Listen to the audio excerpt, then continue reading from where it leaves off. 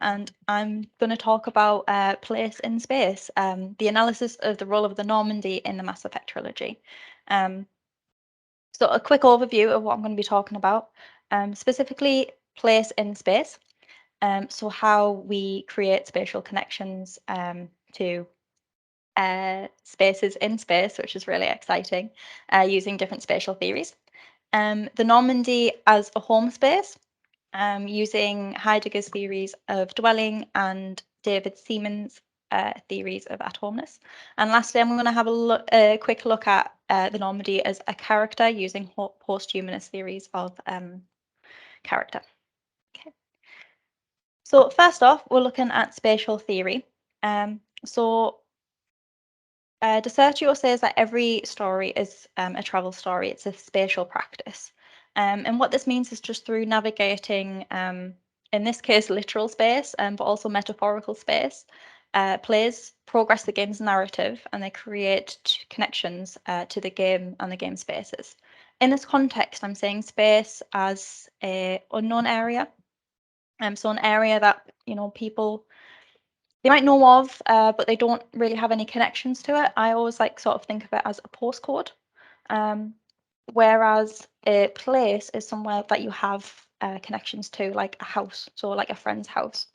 That's like a good description of that.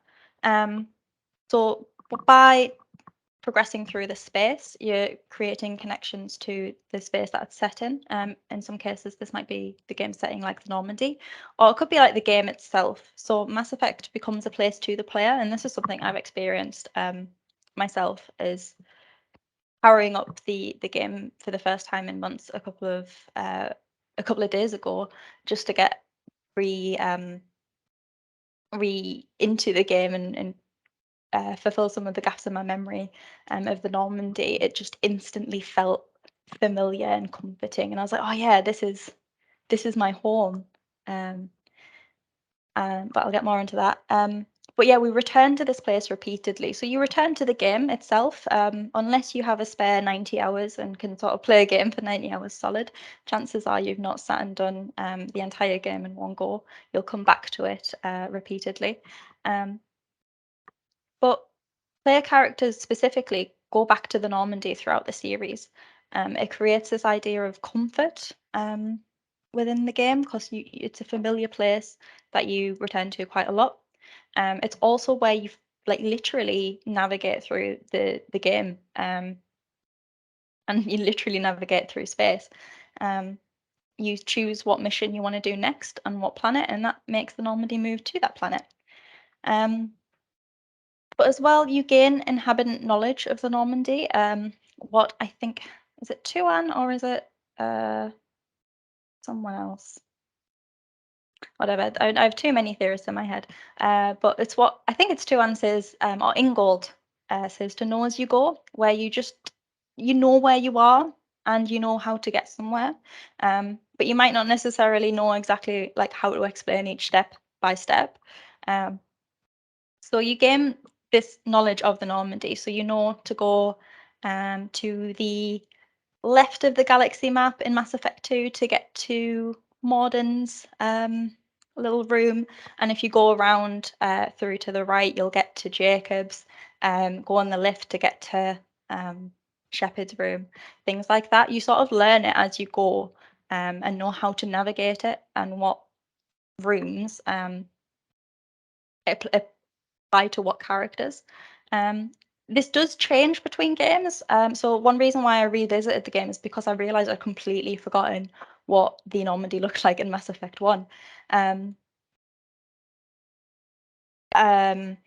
But generally the bare bones are similar enough, especially what I would say is like the most important part, which is the galaxy map. That's pretty much the same across all three games. What changes is kind of the characters around it mostly. As well, Normandy can sort of be considered what Steinkuhler and Williams call a third space. So this is a neutral ground where individuals are free to come and go as they please with a little obligation. Social status is not important, making it open and accessible to all. I think this is a really important factor of the Normandy. Thinking of the politics of the game, you have humans, Krogans, Turians, and Solarians all living in one space. you know, they're a collection of races that typically aren't equal. They don't get on. They don't like each other, but in the Normandy, they create connections with each other, and they kind of become this little familial unit. And players meet and build relationships in these spaces. So in the Normandy, while Steinkuller and Williams were talking about like literal friendships and friendships with other online players in MMOs, I would argue that these fake relationships, if you want, these relationships with characters are just as important as these real relationships. One thing that I covered in my master's dissertation in that research, looking at Animal Crossing, was that you still make these relationships and build connections to characters. So one of my respondents said, even if they're fake, it feels good to know that your villagers, or in Mass Effect's case, the different characters, are your friends and they care for you. And you do build these relationships throughout the game. And this is quite important. On the Citadel DLC, which I think is Mass Effect 3 or Mass Effect 2, I don't know. Someone can correct me in the comments. You know, who you get on the voice comm and who is there in that mission is based on your character relationships that you built up through, Mass Effect 3, that you built up throughout the game through different missions, but also just who you're talking to in between missions as well. So the Normandy as a home space. So David Seaman defines sort of at-homeness as this taken for granted situation of being in a safe and comfortable or familiar space. The Normandy itself is going to be familiar. It's pretty similar across all three games with a few slight changes. In the second and third game, you as a player have your own space, which you kind of get to customize. And this I could relate to Heidegger and dwelling theory. So he says that to build is to dwell. So in this quote here, it's to cherish and protect, to preserve and care for. There are some slight customization features in Mass Effect. It's not huge, but I love having my own fish and having a hamster to sort of look after. And yeah, killing the fish is a big thing. In Mass Effect 2, I sure that I would go and feed my fish. And sometimes in certain areas, so in Mass Effect, I can't remember, I think I'm getting mixed up. But anyway, there's one mission where you're on one planet and there's two missions. I would literally go away from that mission to go onto my Normandy to feed my fish, just to make sure that they're okay in Mass Effect 2. And one of the first things that I did in Mass Effect 3, when the Alliance like ruined my ship, was go and find my hamster. I was really upset that it was gone. But also the kind of customizations that are there, they do affect the character, the output of the game. So in Mass Effect 2, if you don't upgrade the Normandy, it affects the outcome of the final suicide mission, meaning that the Normandy can be hit in the suicide mission, and certain characters can sadly die from that. So that means that you do have to cherish and protect and care for your home space to allow it to sort of continue within the next series.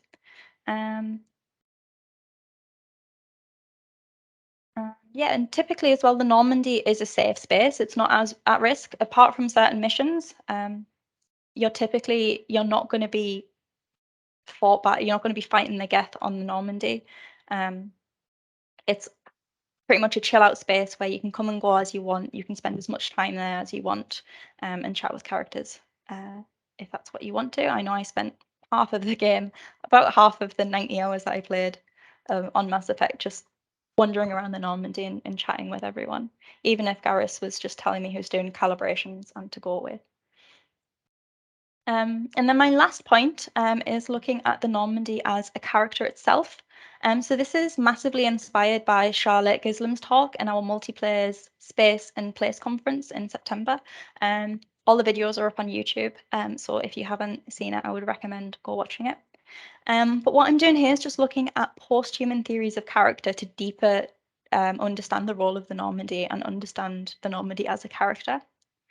Whilst Mass Effect can be considered post-human in relation to it being a multi-species, non-human characters fighting for the rights to survive, basically, many of these characters still contribute to this anthropomorphic bias which occurs in Mass Effect, which pretty much means that it's a story with a human protagonist with typical marks of human, and it works within a human scale timeline. So we look at months and years rather than some other form of time. However, I feel like the role of the Normandy can challenge this bias towards human-like characters.